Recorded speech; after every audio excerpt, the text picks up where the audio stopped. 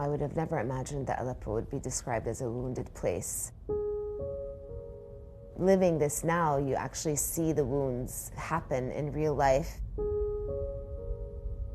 And I think for me, that's one of the most painful things about being from Aleppo, is to have that kind of shame and have that burden that we actually destroyed our country or watched it being destroyed, even if there was no way that we could have stopped it. The wounds are extremely deep, to the point where I don't know if they will be mended.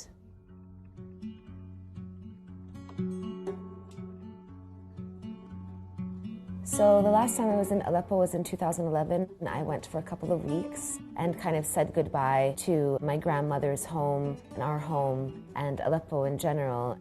I went every single day to my grandmother's home and I photographed everything in it. All of the pieces, all of the rooms, the balcony, her furniture.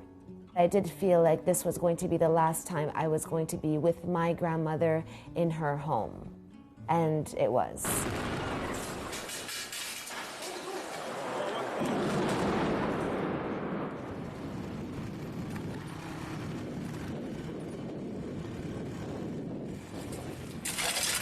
Watching the war happen, that was very, very difficult because you had extreme urban warfare happening in a historic city.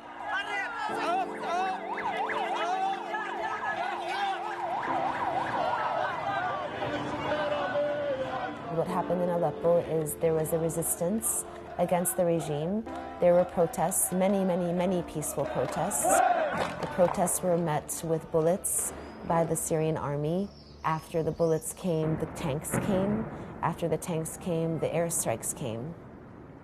During the war over who would occupy Aleppo, it separated into two halves, the east side and the west side. The east side, where the old city was, it was occupied by the opposition to the regime, and the west side by the regime. It was a military divide. It was very arbitrary. And when you're from there, it's very, very jarring and it's very, very painful. And all I'm thinking about is, where is my house on this map? Where is my grandmother's home in this map?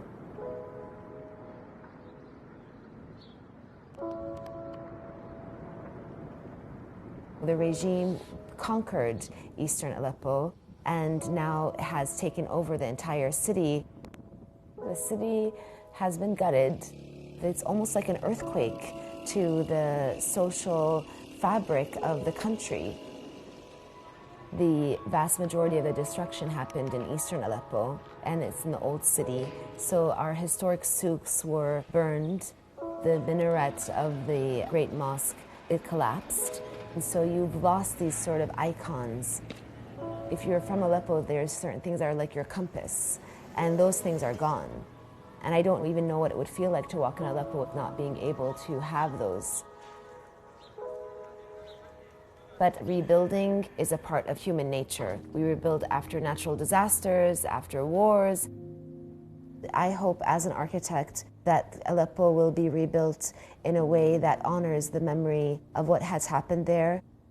I do believe that we need to keep the memory of the loss visible, honoring the dead and honoring the loss of our cultural heritage and honoring our homes that once were with dignity.